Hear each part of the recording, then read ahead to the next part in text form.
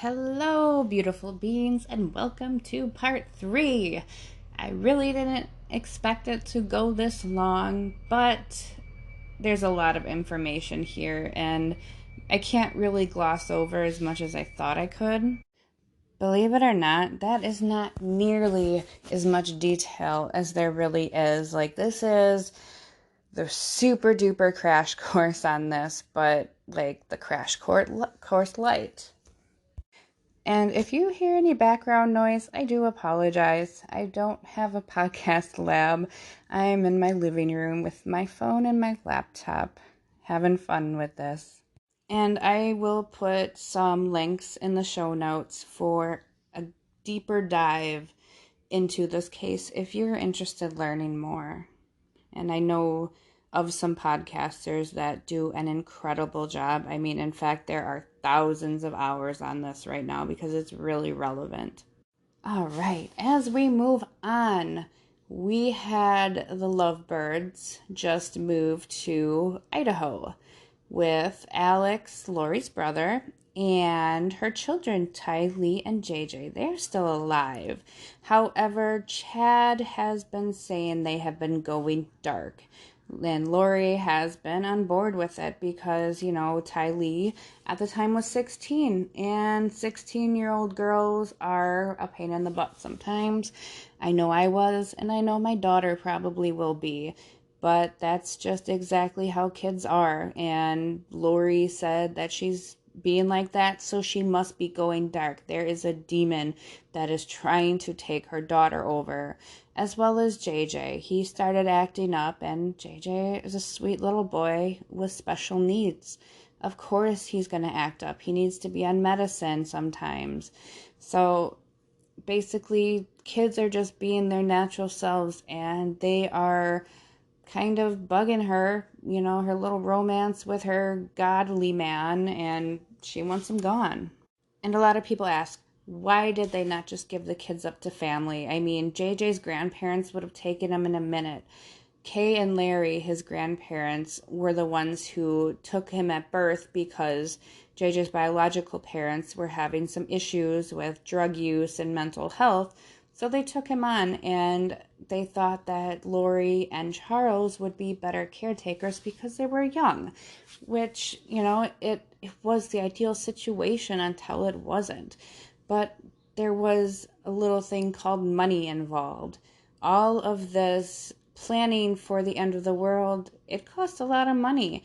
At least, until money was irrelevant. At some point, it probably would be in their predictions. So when Charles died, Lori was supposed to get a life insurance policy of $1 million from him. Unfortunately, he started catching on to Lori's little games and getting suspicious of her, so he changed her from the beneficiary to his sister Kay, JJ's grandma, to the beneficiary because he figured if anything ever happened to him, Kay and Larry would take on JJ because Lori probably wouldn't want him because she was starting to show that as time went on, and he saw it. And Lori found out. She was absolutely furious. The kids, JJ at least, got survivor's benefits from him and also got Social Security because he was special needs. So JJ was getting Social Security, right? Even though Lori wasn't getting the life insurance policy. And then after that, Tylee was also getting survivor's benefits because her father from Lori's, I believe, third marriage, it's really hard to keep track of this because when this is all said and done, she'll be married 5 times. But after Tylee's father, Joe, died, she also got survivor's benefits. I guess when you're under 18 and you have a parent that dies, you get Social Security, so your other parent can help have money to raise you. So both kids are getting Social Security. I believe Lori also got a little something because her and Charles were still married when he died. You get survivor's benefits, but no life insurance policy. So when she found out she wasn't getting the life insurance policy, it ticked her off even more because, they're prepping for the end. They need to buy supplies. So Lori and her kids and her brother Alex and now her niece Melanie comes into play. they're all living in a townhouse community. They all have their own townhouses, and I guess they all kind of congregate with Lori because she's kind of the leader. Charles is still with his family. His wife is still alive, and she's not too happy about it. I mean, Lori. So they take on Lori's niece, Melanie, as a follower. Melanie's mom, who was Lori's sister, passed away when Melanie was young, so she kind of saw Lori as a mother figure. So she packed up and left and came to stay with Lori as well. And I'm sorry if I'm kind of going out of sequence here and throwing stuff in here. There's just a lot to this case. Trying to get the big players in here, though. Melanie was previously married to a man named Brandon, and she had kids with him. She divorced him, but not before Alex, well, allegedly tried to take Brandon out by trying to shoot him at his home. And thankfully he missed, because Alex is a pretty bad shot unless it's point blank. We'll find out. But they were never able to actually prove that it was Alex who tried to shoot Brandon, because of course they believed that Brandon had a demon inside him as well. So plans were getting closer that they thought that Tammy was going to pass away. According to Chad, she wouldn't live until she was 50. Like, she would die before she was 50. And she was 49 at the time, so time was running out. And the demon inside her, whose name was Viola, I guess, was getting more powerful. And they did these things called castings, where they would get together and do kind of a prayer circle and wave their arms around. It was supposed to be like energy work, which is something I believe the Mormon Church isn't too fond of as well. So this is part of their offshoot, kind of getting culty here, because everybody is doing these rituals. And, you know, there's nothing wrong with praying for people and wishing the best for people, but they were kind of wishing for dark things to happen to these people if the spirits weren't going to cast out of them. So they did several of these castings. It was usually Lori, her niece, a couple of friends, you know, kind of actually a group of women that would do this and do the cast, and they would try to cast out the demon. And after they were done with this casting ceremony, they would talk to Chad. Lori would talk to Chad. And, hey, Chad, you know, she would ask, is the demon gone yet? And for every casting they did for Tammy, Viola was still in there. So that's kind of one of the things that makes me think that a lot of this was believed, because why would they do these ceremonies and then Lori actually called Chad to see, like, hey, did it work? No, it didn't work. Okay. And they genuinely tried to do it multiple times. So in October of 2019, specifically October 9th, Tammy Daybell called 911 because she was shot at by someone she thought had a paintball gun. And she thought it was a paintball gun because it looked like it had a hopper on top of it, which is the reservoir where you keep the paintballs. But whoever was shooting at her was a terrible shot, and she called for Chad. The person shooting at her ran away, and no harm was done other than Tammy being really confused about why this person was doing this to her. I mean, she was more annoyed than scared. She didn't think it was deadly ammo, because she said she just heard clicking. She didn't hear actual gunshots. It was like whooshing and clicking. Kind of seems like it was a gun that may have jammed. So in this time, Lori goes to Hawaii for a while, which I'm pretty sure was calculated, because 10 days after Tammy was shot at, she died, quote unquote, in her sleep. Quote unquote, peacefully in her sleep. No autopsy was done at this time. It was just deemed natural. And of course, everybody involved was very relieved, because Tammy's spirit was free to move on and do work on the other side and take care of missions she had to take care of, because her mission on Earth was done because the demon pushed her out. So as I said, Tammy died on October 19th of 2019. Guess who got married on November 5th? Yeah, that's right. Lori and Chad got married on the beach in Hawaii. It was a beautiful and happy thing. And Alex was doing such a good job being a soldier for Lori and Chad and protecting his sister. They essentially arranged a marriage for him. He had married a woman named Zulema Pastinas, and she was a friend of Chad and Lori's, and she was a younger woman, and they knew each other for a short time before they went to Vegas and they got married. And Chad also making himself the patriarch of this group, gave Alex a patriarchal blessing. And that is another thing with actual Mormonism. They do not do that. You have to be specifically picked to be a patriarch. No man can just give a patriarchal blessing. You have to be assigned by the church to do that. And it's usually done to a teenager. And it's kind of, a blessing, a rite of passage if you've been good, throughout your life so far. So that goes very much against Mormon beliefs as well. Like, he would have been cast out of the church, which I'm thinking by then he might have been excommunicated already, but I'm not 100% sure. So everybody is free and happy, and all of a sudden, Kay and Larry call law enforcement in Rexburg, Idaho, because she hasn't seen or heard from her grandson in months.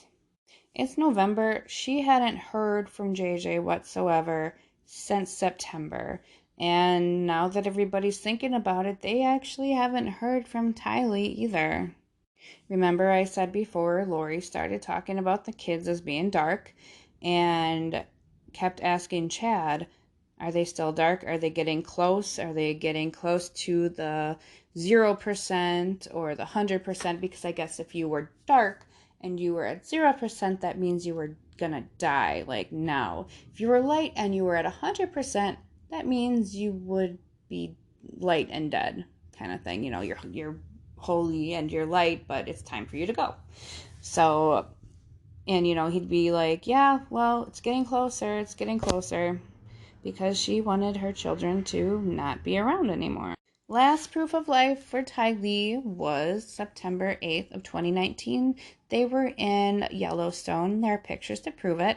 And for JJ was September 22nd of 2019. JJ was last seen alive. So they believe that they were taken tragically after that. So an investigation was launched. Of course, there was outrage. Why aren't you looking for your kids? Where are your kids? They're not commenting.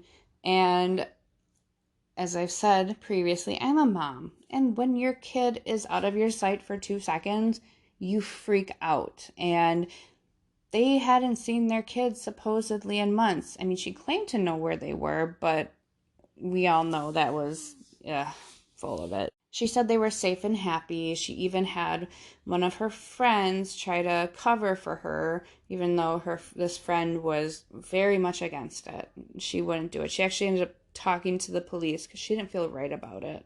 And Lori lied and been back and forth between Hawaii and Idaho in this time. There's a lot of back and forth here with traveling. I mean, it's way too much to go in detail about right now. So everybody is looking for the children except for Chad and Lori. And Lori is in Hawaii when she finally gets arrested because she was told you have this many days to present the children. She was served papers with this information, and if you do not present the children, you will be arrested. So finally, Lori was arrested. This was about a month after the date she was supposed to produce the children. She was supposed to produce them by January 30th. She got arrested February 21st of 2020. And we all know what happened in 2020. COVID. So all the fun court stuff got delayed a bit. And it was kind of slow moving. But everybody was still actively looking for the kids. In December of 2019, I forgot to mention, Alex Cox, which is Lori's brother, suddenly dies of natural causes, and he was only 51. They said he had blood clots, pulmonary embolisms, which is blood clots in your lung. There was a family history of it, but deep down, I think a lot of us kind of think there might have been, maybe they had some kind of medicine that they gave him that produced these blood clots. They didn't find anything, and it's just obviously speculation, but there's too much crazy stuff going on, and he did way too much dark stuff for us to believe that it really was truly natural. Or maybe he just stressed himself out so terribly that it just killed him. It's very possible. Stress does a lot to the body. Right before Alex had passed away, he was talking to his new wife, Zulema, and he told her that if anything happens to me, there is a bag with, I think, like 15 grand in the closet and, other important paperwork. And she's like, "What are you talking about, Alex?" And he said to her, she was questioning him. He finally said to her, "I think they're going to make me their fall guy." And I believe it was the night before he died that they were talking more about this, and she was getting upset with him because she felt like he was hiding something. And he said to her, "Zulema, either I'm a man of God or I am not." And the next day he passed away on the bathroom floor with his stepson, who didn't even know, his stepson thought that Alex was just his mom's boyfriend, but he called 911 and they asked him to do CPR, and he's like, "Nah, I'm not doing that." Kind of ironic, because Alex wouldn't do CPR on Chad. Well, Chad was already dead for quite a while. I'm sorry, Charles. Charles was already dead for quite a while, so there's really no point. So these precious babies are found in Chad's backyard, and Chad is arrested. Lori's already in prison, or in jail, awaiting trial. And they actually just finished with Lori's trial. She was convicted on all counts. The counts were first-degree murder of her 2 children, along with conspiracy of murder of her 2 children, and conspiracy of murdering Tammy, because she wasn't in the state when Tammy was killed. She was in Hawaii, so they couldn't get her on first-degree murder charges. It was a long, intense trial, and there was a lot of awful details that were given out. And again, if you want to look that up, you are more welcome to. I'm not going to go over that in this. To this day, Lori still seems to believe that she's a goddess, an exalted being, which, when they say that, the person means that they are not mortal, that she didn't have to eat, she didn't technically have to sleep, she didn't even have to use the bathroom, but that was all proven to be wrong. She had to do those mortal-like activities, necessities. Chad, whom is her god lover, he claims to have been married to her in several lives. He claimed to be the Holy Spirit. He claimed to be Jesus's brother. He claimed to be all these special characters or people from the Bible that may or may not have existed, but he was all these very significant people. I mean, even the defense attorney asked, was Chad ever a loser in one of his past lives? He was all these really important beings. But, that's basically what he chalked himself up to be and what hooked Lori into it. And I truly believe she believed a lot of this. That's why she didn't throw Chad under the bus. She didn't throw Alex under the bus. I truly believe that this was, to them, a mission. They killed for their religion. They killed for the betterment of society, for what it was going to have to be. I do believe that there was money. Absolutely. Money was definitely a motive, because, like I said, you need to fund the end of the preparation for the end of the world. You have to fund getting the 144,000 out here, before transportation shuts down. You can pay for them to get flights. You can pay for their food. They were living on Social Security and life insurance policies. Tammy had a life insurance policy. So they're big, beautiful plans to live happily ever after and live out the apocalypse together, it didn't work out so good for them. According to Lori, the end of the world is supposed to end next year. I want to say April of next year. We got about a year to go. And I guess she's sitting in prison, thinking, okay, there's no point for me to be in here because as soon as the end of the world happens, I get to walk right out of here because I have 144,000 people to lead. Me and Chad are going to lead these people. They also had designations for people in their group. So they had about 7 people in their group. Zulema Pastanis was an element worker. She was supposed to be able to control the elements. And Alex was a warrior. And another friend, Melanie Gibb, she was a gatherer. She would bring people to them. She was supposed to, I guess, recruit people. And then I believe Melanie, her niece, was a goddess as well. Of course, Chad and Lori were the high gods, exalted beings. They were already at the best they possibly could be. They just had to get all these mortals in order. They had to kill all the zombies and get all the good people in order. That was their goal. So that's the bare bones of the Lori Vallow and Chad Daybell fiasco, I guess we can call it. And, who knows what happens after you die. We have no idea when the end of the world is going to be. All we can really do is live the best possible way we can. And I believe that everybody has a right to practice what religion they want to practice. But don't kill people because of that religion. I don't believe that any true higher power, God, Jesus, whomever you believe in, would want you to harm people and kill people. There is no religion where it is not essentially a sin, to kill people. And adultery is at the top of that list too in most religions. Adultery is second to murder in the Mormon faith, from what I have heard. I'm not an expert on any religion specifically, but I've done a lot of research. And yeah, they definitely were an offshoot. They broke a lot of Mormonism rules, and they called themselves the Church of the Firstborn.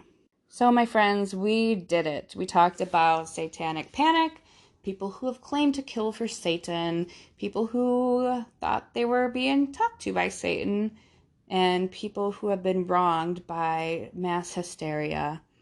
And last but not least, people who truly killed for their religion and believed they were doing right by that. That was a lot, and I thank you so much for sticking with me through all of this. Don't forget, my friends, you can find me on KUAP Digital Broadcasting, Troubled Minds Radio Network. And you can also find me on several different podcast platforms. I hope you all take care of yourselves, take care of each other, be the best people you can be, really. Don't follow these examples. This is what not to do. And have a wonderful night. Thank you again.